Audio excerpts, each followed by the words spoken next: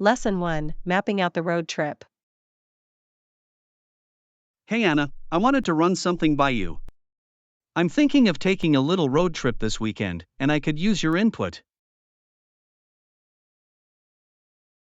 A road trip, huh? That sounds like fun. Where were you thinking of going? Well, I was hoping to explore a few nearby towns and cities. But I wanted to make sure I map out the best route to avoid any major traffic or delays. That's a smart idea. Have you considered using a GPS navigation app to help plan your route? A GPS app? That's a great suggestion. Do you have any recommendations for reliable ones that can help me avoid traffic jams? Absolutely. Google Maps and Waze are both excellent options. They can provide real-time traffic updates and reroute you as needed. Ooh, Waze, I've heard good things about that one. Does it actually give you alerts about traffic conditions ahead? Yes, Waze is really impressive when it comes to crowdsourced traffic data. It can alert you to accidents, construction, and other delays. Fantastic, that's exactly what I need. And Google Maps is a classic go-to for navigation, right? Definitely. Google Maps has come a long way and has a lot of useful features for road trips, like estimating travel times. Awesome, that's super helpful. And while I'm at it, should I look into booking any accommodation ahead of time? That's a good idea, especially if you're planning to stop in popular tourist towns. You can use travel booking sites to find hotels, motels, or even Airbnb rentals. Ooh, Airbnb, that's a great option. Might be more affordable than a traditional hotel, and a unique experience. Exactly. Airbnb can give you a more local, authentic feel to your trip. And you can read reviews to find the best options. Wonderful, this is all really helpful advice. I feel like I'm on the right track to planning an awesome road trip now. Fantastic. With a reliable navigation app and some pre-booked accommodations, you'll be set up for a stress-free and enjoyable journey. Absolutely. I really appreciate you taking the time to provide these great tips, Anna. This is going to make my road trip planning so much easier. I'm happy to help, John. Road trips can be so much fun when you've got the right tools and resources. I'm sure you'll have a wonderful time exploring. I'm really looking forward to it. Thanks again for all your advice, I'll be sure to put it to good use. Lesson 2, Exploring the Enigma of Pain. Hey Anna, I was reading about this fascinating concept of phantom limb pain and I wanted to get your thoughts on it. Phantom limb pain? That's such an intriguing and complex phenomenon. From what I understand, it's when people experience pain or sensations in a limb that has been amputated. Exactly. I was really surprised to learn that. I mean, how can you feel pain in a body part that's no longer there? It is quite puzzling, isn't it? The medical community is still trying to fully understand the causes and mechanisms behind phantom limb pain. Apparently, it has something to do with the brain continuing to receive signals from the nerves in the amputated limb, even though it's no longer physically present. Right, the brain is still trying to process those neural inputs, but without the actual limb there, it can lead to the perception of pain or other sensations.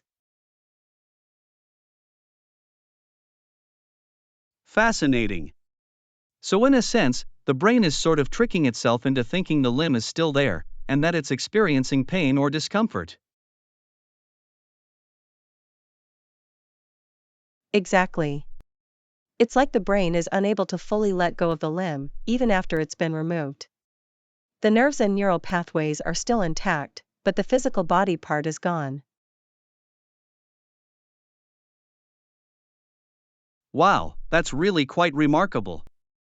I can't even imagine how challenging and frustrating that must be for amputees to deal with.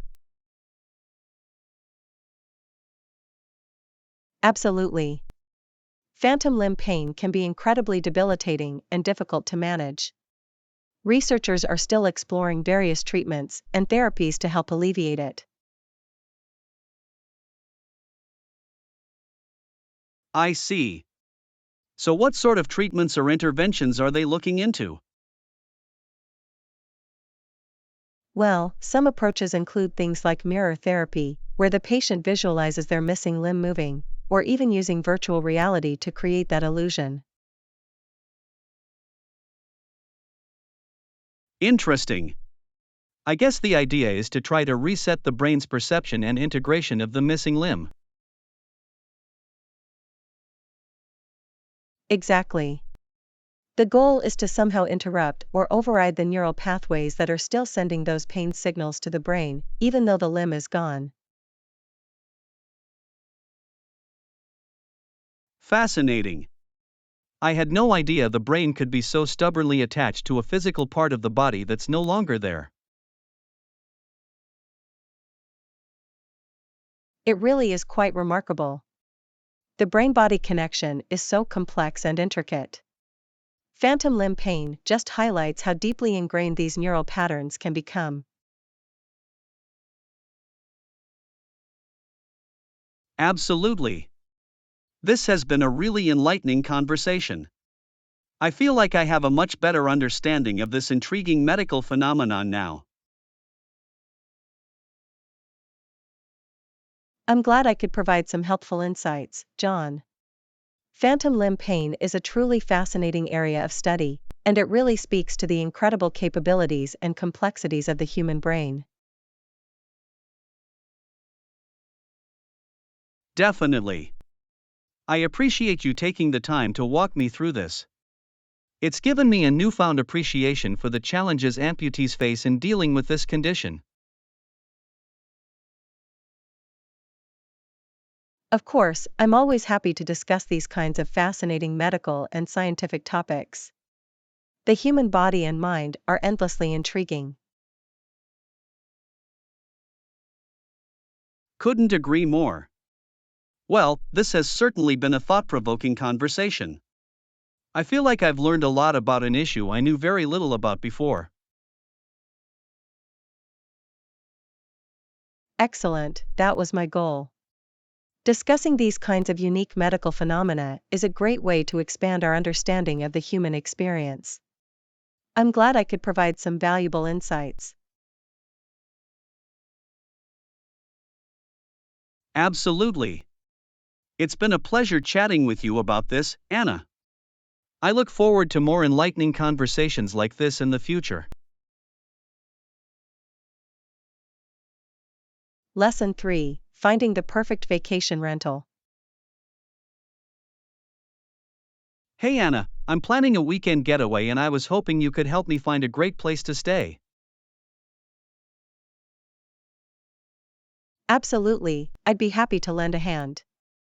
What kind of accommodations are you looking for exactly?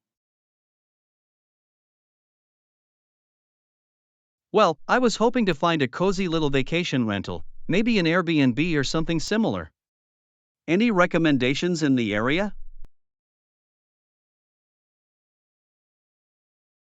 Let me think. There are quite a few good options around here. Do you have a specific location in mind, or are you open to suggestions? I'm flexible on the location, as long as it's relatively close and has easy access to some of the main attractions. Okay, got it. In that case, I'd recommend taking a look at some of the Airbnb listings in the city center. There are a lot of charming apartments and cottages available. Airbnb, huh? That's a great idea. I've heard a lot of positive things about the vacation rentals on that platform. Definitely. Airbnb offers a really wide variety of unique and affordable accommodations. You can often find some hidden gems. Awesome, that's exactly what I'm looking for, something a bit more unique and off the beaten path. Wonderful.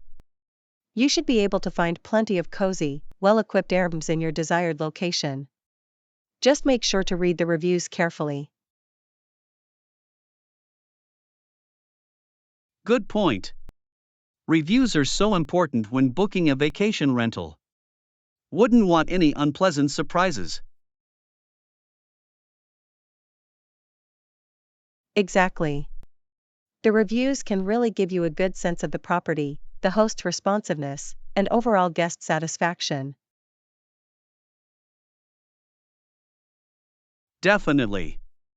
I'll be sure to comb through the reviews thoroughly before making a booking. Anything else I should keep in mind? A few other tips: try to book your rental a few weeks in advance if possible, to get the best selection and rates.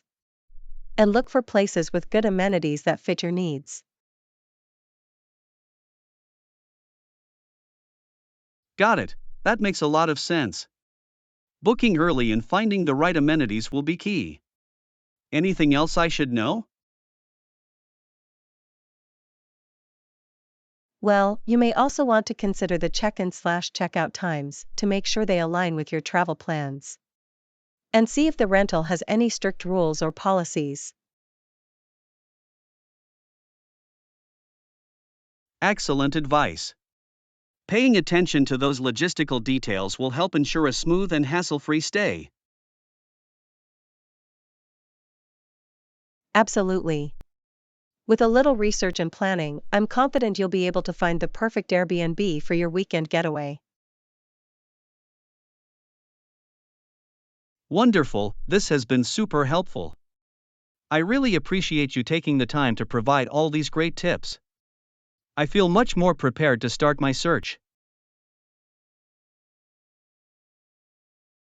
I'm glad I could be of assistance, John.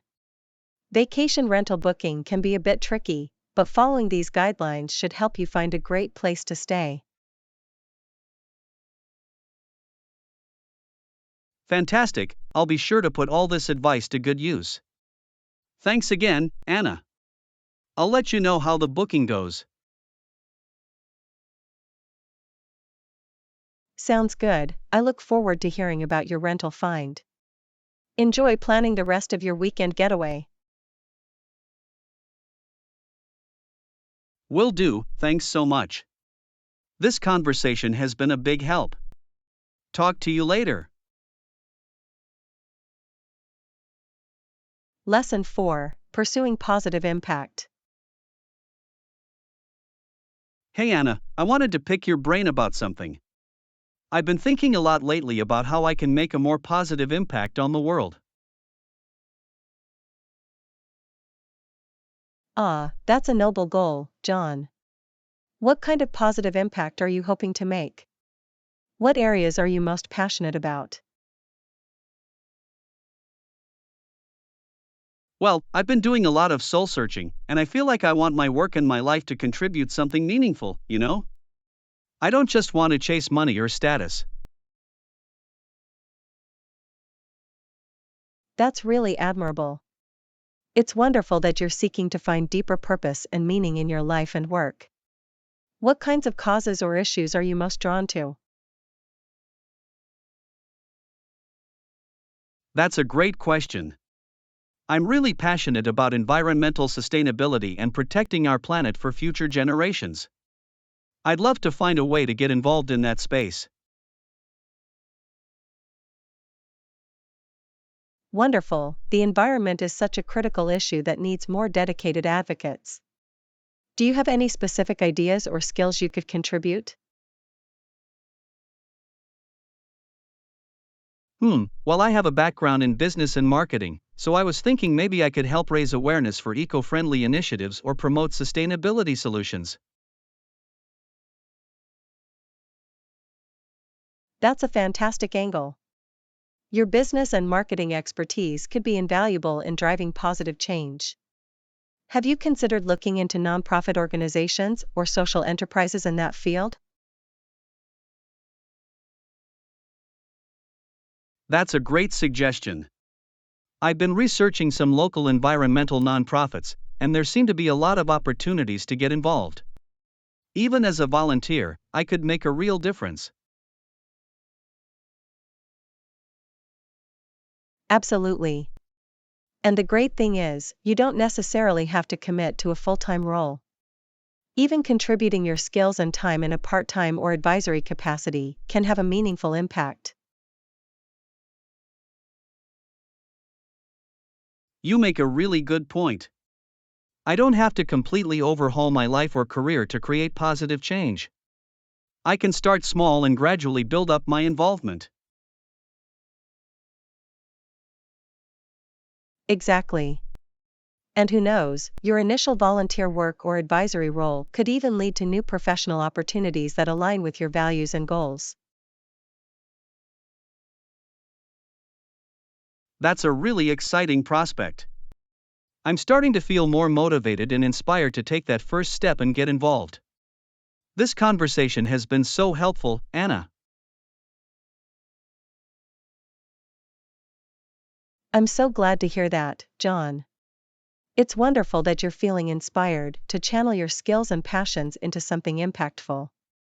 I have no doubt you'll be able to make a real difference. Thank you, Anna. I really appreciate you taking the time to discuss this with me. You've given me a lot of great ideas and practical advice to get started. Of course, I'm always happy to brainstorm and support positive goals like this. Please keep me posted on your progress. I'm excited to see the impact you'll be able to create. Absolutely, I will. This has been a really meaningful conversation for me. I feel energized and ready to start taking action towards making a difference. That's fantastic, John. I'm confident you're going to do amazing things. Just remember to stay focused on the positive impact, and everything else will fall into place.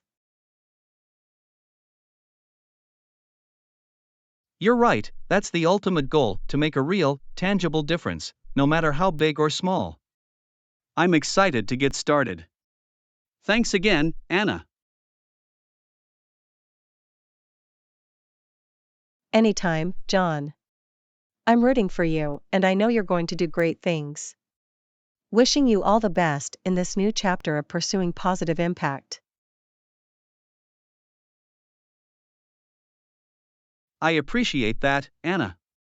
This has been a really uplifting conversation. I'm grateful to have your support as I embark on this new journey. Lesson 5, Campus Policy Debates. Hey Anna, I wanted to get your thoughts on this campus debate that's been going on about university policies. Campus policies? What exactly is the issue being debated? Well, from what I understand, there are certain social groups on campus that are pushing for the university to revise some of its official policies. I see. And what are these groups hoping to change about the current policies? Apparently, they want the university to adopt more progressive and inclusive policies in order to receive continued funding and support. Interesting. So the university's policies are being challenged as not aligning with the values of the student body? Exactly. The groups feel the current policies are outdated and don't adequately address the needs of marginalized communities on campus. I can understand the desire for policy changes to promote greater equity and inclusion. It's an important issue. Absolutely. But the university seems reluctant to make sweeping changes, as they have to balance various stakeholder interests. That's understandable. Revising institutional policies can be a complex and delicate process, I imagine. Right. The groups are putting a lot of pressure on the administration to act, but the university wants to follow official protocols. I see. So it's become a bit of a standoff between the student activists and the university leadership. Yes, and it's really divided the campus community. Some support the calls for policy reform, while others think the university needs to maintain stability.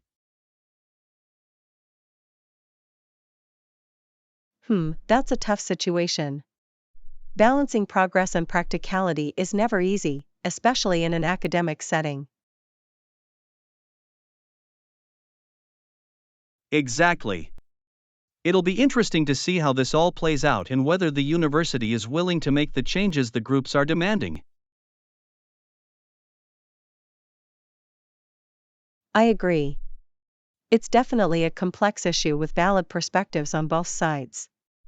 I'm curious to see how the university navigates this. Same here. These campus policy debates can really shed light on the evolving values and priorities of the community.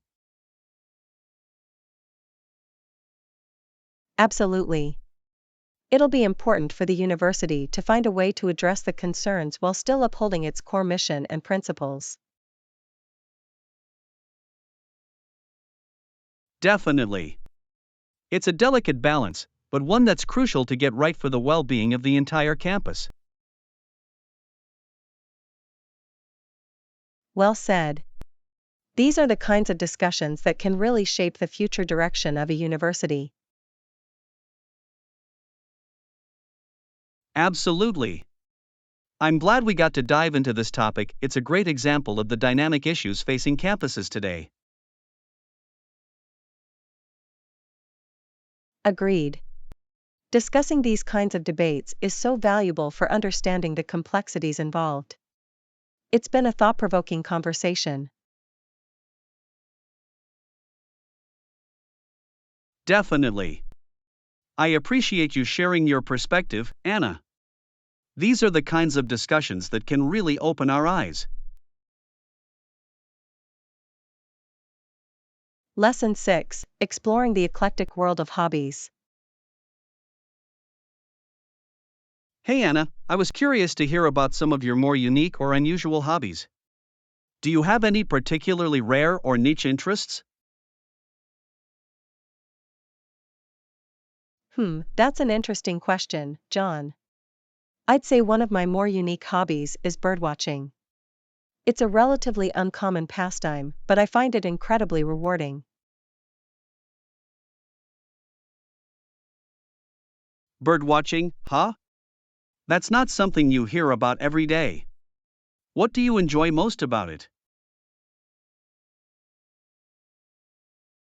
Well, I love the opportunity to quietly observe nature and discover new species of birds.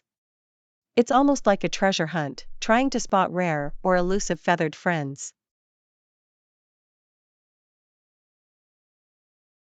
That does sound pretty fascinating. I can see the appeal of that sense of discovery and appreciation for the natural world. Exactly. And the best part is, you don't even need to travel to exotic locations. There's so much avian diversity even in our own backyard, if you know where to look. I can imagine. Any other hobbies you'd consider a bit out of the ordinary? Let me think. Oh, I know, I'm really into competitive knitting. It's a niche sport, but the community is wonderfully supportive and creative. Competitive knitting? Now that's something I've never heard of before. How exactly does that work?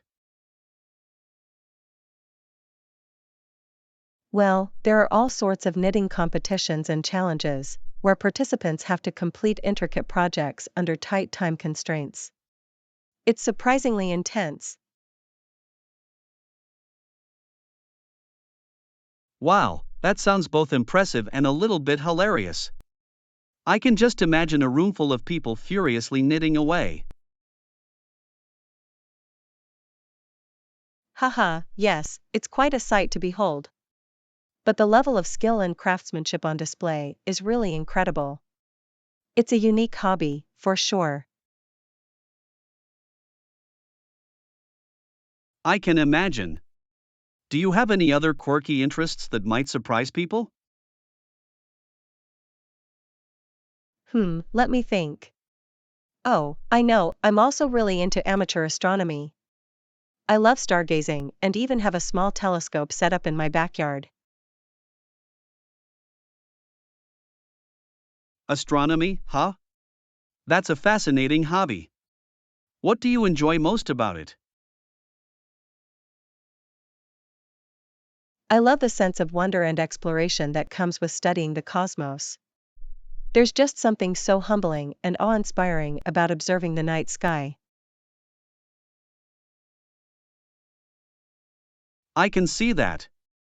Stargazing must provide a really unique perspective on our place in the universe. Exactly. It's a great way to gain a deeper appreciation for the sheer scale and complexity of the cosmos. Plus, it's just a wonderfully calming and meditative activity. That's a great point. Stepping back and connecting with the natural world in that way must be incredibly grounding. Definitely. It's a nice counterbalance to the hustle and bustle of everyday life. Just a chance to slow down, look up, and marvel at the wonders of the universe. I can imagine. You've certainly piqued my curiosity about these unique hobbies of yours. Maybe you can introduce me to the world of competitive knitting sometime. Haha, absolutely. I'd be more than happy to. And I can even teach you a few stargazing tips if you're interested in exploring that hobby as well. That sounds fantastic. I'm always eager to expand my horizons and try new things. Thanks for sharing these fascinating insights into your eclectic interests, Anna. Lesson 7: The Pitfalls of Constant Criticism. Hey Anna, can I get your perspective on something? I've been noticing a concerning trend lately. Absolutely, John. What's been on your mind? Well, it just seems like so many people these days are constantly criticizing others around them. Pointing out flaws, finding fault, you know? That's an interesting observation. I can see how that kind of environment could become really toxic. Exactly. And I feel like it often stems from insecurity or just an overall negativity. What do you think drives that kind of behavior? That's a great question. I think sometimes people criticize others as a way to make themselves feel better or more superior. Ah, I see. So it's almost a defense mechanism in a way. Trying to build themselves up by tearing others down. Precisely. And it's especially problematic when it becomes a pattern, where people can't seem to appreciate anything positive. I agree. It's like they're always looking for what's wrong instead of what's right. That must be exhausting. It really is. And it often just perpetuates a cycle of negativity. Do you feel like you've experienced that kind of environment yourself? To some extent, yeah. I've had coworkers or even family members who were constantly nitpicking and criticizing. That can't be easy to deal with. How do you manage to stay positive in the face of that kind of criticism? Well, I try to remember that their words often say more about them than they do about me. I don't take it personally. That's a very mature outlook. Maintaining that perspective is key to not getting dragged down. Definitely. And I also make a conscious effort to focus on the positives, to counterbalance all the negativity. That's a great strategy. Highlighting the good qualities and achievements of those around you instead. Exactly. I find that it not only helps me stay grounded, but it can also potentially inspire a shift in the critical mindset. That's an excellent point. Responding with positivity can sometimes be the best way to break that toxic cycle. Absolutely. I think if more people tried that approach, the world would be a much more uplifting place. I couldn't agree more, John. This has been a really thought-provoking conversation. Thanks for sharing your insights. Of course, Anna. I appreciate you taking the time to explore this issue with me. It's an important one to discuss. Lesson 8: Fitness Routines and Friendly Challenges. Hey Anna, I heard you've been really into fitness lately. What kind of workouts have you been doing? Oh, I've been mixing it up quite a bit. I've been trying everything from yoga and Pilates to high-intensity interval training. It's been a lot of fun exploring different ways to stay active. That's awesome. I've been wanting to get back into a consistent fitness routine myself. Do you have any favorite workouts or classes you'd recommend? Let me think. I've really been enjoying the flexibility and mindfulness of yoga, but the calorie burning of HIIT workouts has been great too. And Pilates is just such a wonderful full body strengthening routine. Wow, that's a great variety. I'm impressed by how well rounded your fitness regimen is. I may have to try out a few of those myself. You definitely should. And it could be fun if we did some of those workouts together. A little friendly fitness competition could be motivating. Ooh, I like that idea. A little healthy rivalry could be just the push I need to stay consistent with my workouts. What did you have in mind? Maybe we could try a HIIT challenge? See who can complete the most burpees or squats in a certain amount of time. Or we could do a step challenge and track our daily steps. I love it. A hit challenge sounds right up my alley. And a step challenge would be a great way to get in more daily activity. Exactly. We could even make it a bit more interesting by putting a little friendly wager on the results. Nothing too crazy, of course, but maybe the loser has to buy the winner coffee or something.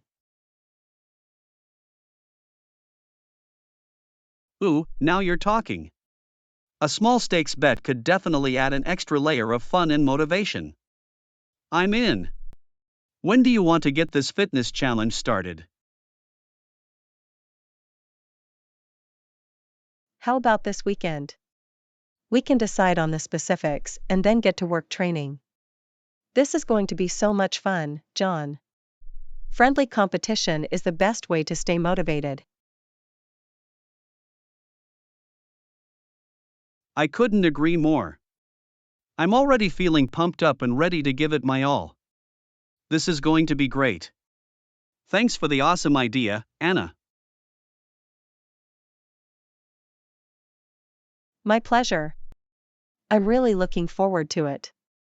A little healthy rivalry between friends is the perfect recipe for fitness success. Absolutely. All right, let's do this. I can't wait to see who comes out on top in our little workout showdown. May the best fitness enthusiast win. I have a good feeling about this, John. This is going to be an awesome way for us to support each other's health journeys. Couldn't have said it better myself. I'm excited to push each other to new heights. This is going to be great. I agree completely.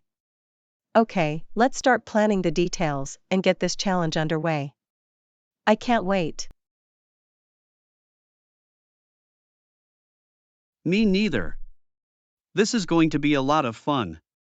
All right, let's do it. Lesson 9, Bargain Hunting at the Thrift Store. Morning, Anna. I was hoping you could give me some tips on how to score great deals at thrift stores. I've been wanting to do more secondhand shopping. Ooh, thrift store shopping is one of my favorite hobbies. There are definitely some insider tricks to finding the best bargains. Where do you usually shop for secondhand items? Well, I've been meaning to check out that big Goodwill store downtown, but I'm not sure what to expect. Do they allow any kind of negotiation on the prices? Great question. Most thrift stores do allow a bit of wiggle room when it comes to the pricing. It never hurts to politely ask if they can offer a discount, especially on larger or higher ticket items. Ah, I see, that's good to know. I wouldn't want to be too pushy, but a friendly negotiation can't hurt. What other tips do you have for getting the best deals?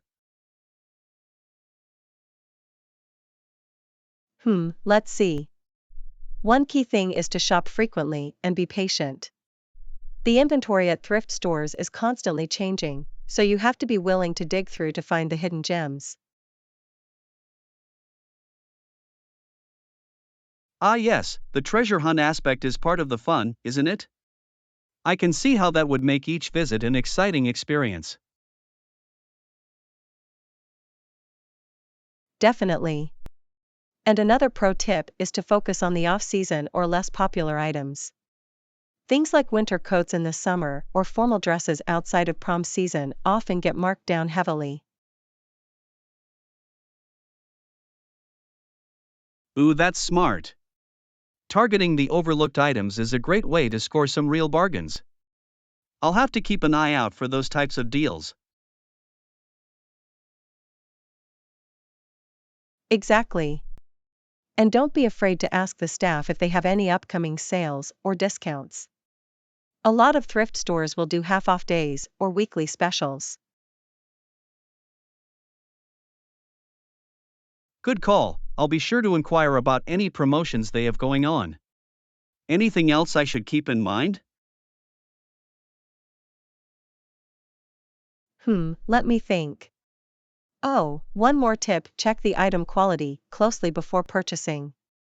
Make sure there are no major flaws or damage, even if the price is incredibly low.